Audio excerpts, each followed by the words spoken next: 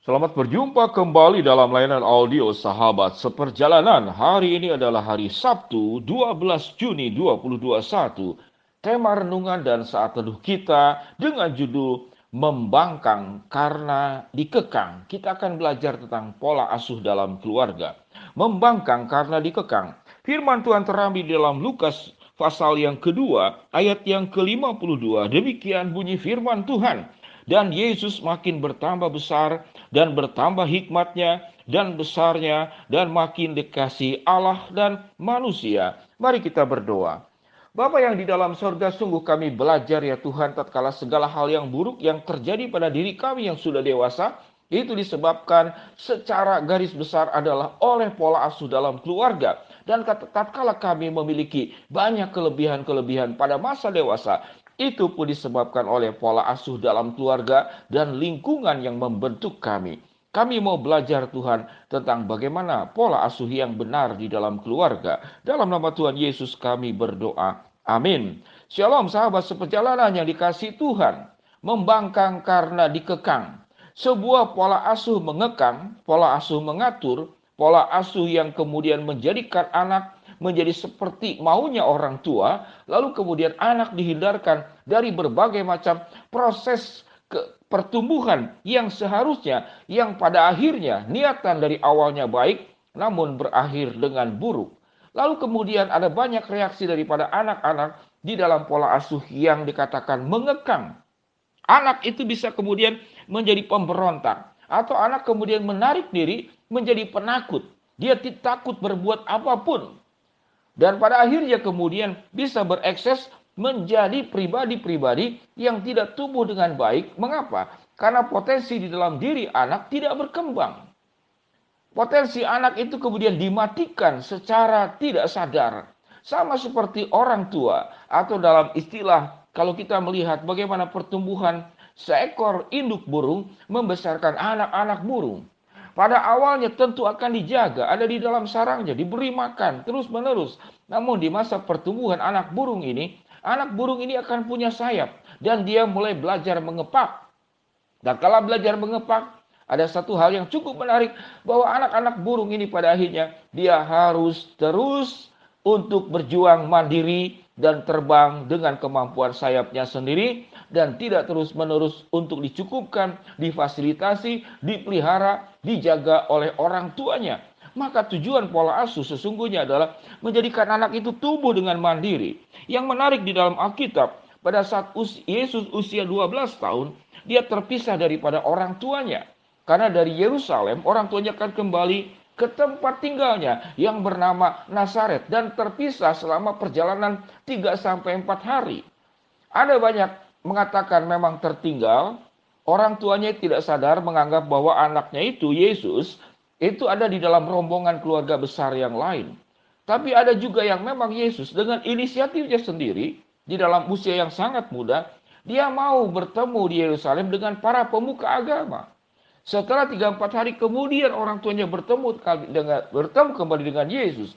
Yesus sedang bersoal jawab, dan Alkitab mencatat pertanyaan-pertanyaan yang ditanyakan Yesus kepada para pemuka agama, dikatakan mereka tidak bisa menjawabnya, dan mereka terheran-heran dengan kecerdasan daripada anak yang masih usia 12 tahun. Sahabat seperjalanan yang dikasihi Tuhan, ini kisah. Dan Alkitab berkata bahwa Yesus itu bertambah besar dan bertambah hikmatnya dan besarnya dan makin dikasihi Allah dan manusia. Kita tentu menginginkan pertumbuhan anak-anak kita itu seperti Yesus.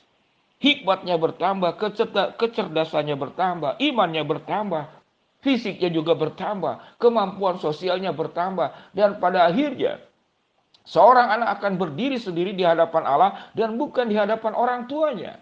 Dia akan menjalani kehidupan sesuai dengan tujuan-tujuan Allah di atas hidup diri anak. Sahabat seperjalanan yang dikasihi Tuhan, membangkang karena dikekang. Dari banyak peristiwa percakapan dengan anak-anak, bagaimana sesungguhnya rumah itu menjadi tempat yang begitu menakutkan buat anak-anak. Tempat di mana anak merasa tidak dihargai, tempat anak merasa dilecehkan, tempat anak kemudian diatur oleh orang tua tanpa alasan yang jelas. Tempat anak di mana rumah itu anak dilarang oleh orang tuanya, sementara orang tuanya sendiri melanggar apa yang dilarang oleh anaknya. Orang tuanya sendiri tidak memberikan contoh, tapi anak harus melakukan. Sangat sulit memang bagaimana mengasuh anak-anak. Bagi orang dewasa yang sudah tumbuh menjadi dewasa, tatkala kita memiliki sifat-sifat buruk, mungkin pemarah, mungkin kita menjadi orang tidak bisa memanage waktu, kita menjadi orang kadang-kadang suka bohong, suka menimbulkan keributan, suka adu domba. Itu adalah dari pola asuh. Biarlah kita pada saat ini menyadari bahwa anak-anak yang tumbuh di dalam lingkungan keluarga kita bukanlah hak milik kita. Dia adalah titipan Allah yang dititipkan kepada kita, dan pola asuhnya tidak boleh memakai pola asuh orang tua, kebiasaan orang tua, budaya orang tua, namun memakai pola asuh Allah. Bagaimana Allah mengajarkan tentang pola asuh anak? Alkitab dengan jelas mengajarkan bahwa ajarkanlah berulang-ulang kepada anak-anak. Tuhan Allah itu Esa, Tuhan Allah Abraham, Ishak dan Yakub. Dia adalah satu-satunya. Ajarkan kebenaran firman Allah.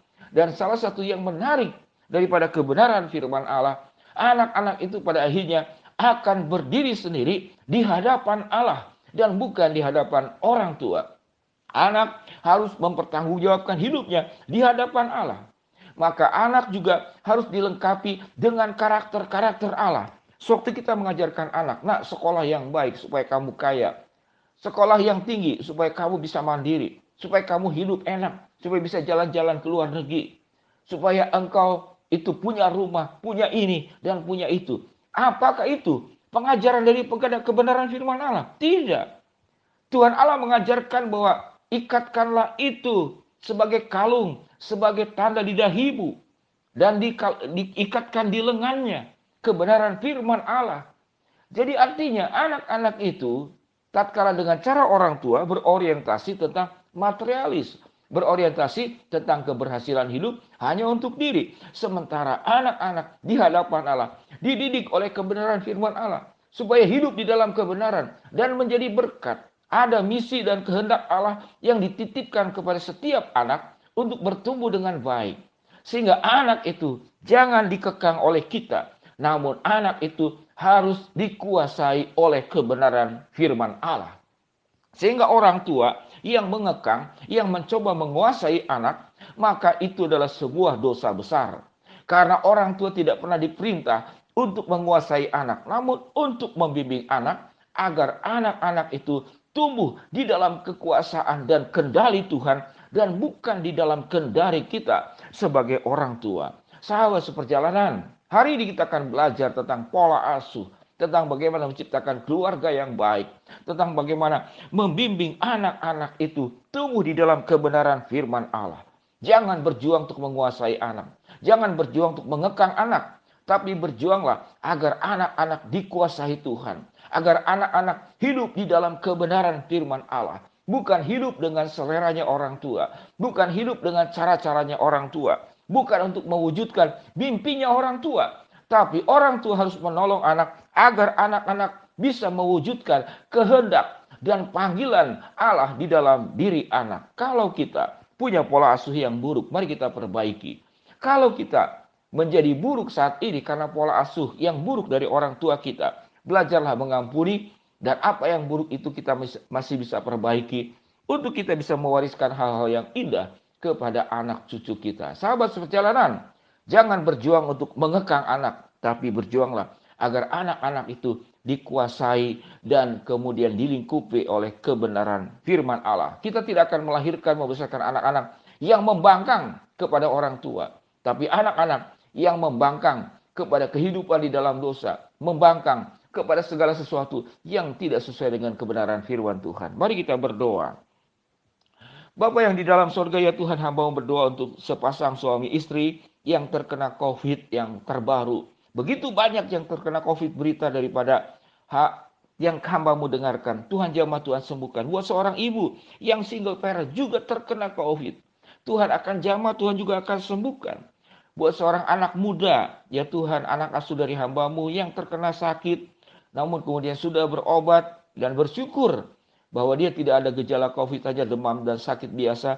Tuhan juga lindungi, Tuhan berkati anak yang hamba-Mu asuh ini boleh tumbuh dengan baik, boleh bisa bekerja kembali dengan baik. Pada akhirnya Tuhan berkati kami semua, menjadi keluarga yang indah di dalam Tuhan, tidak mengekang anak, tapi membiarkan anak-anak dikuasai oleh kebenaran firman Allah. Dalam nama Tuhan Yesus kami berdoa. Amin. Shalom sahabat seperjalanan yang dikasihi Tuhan. Happy weekend. Tuhan memberkati kita semua. Amin.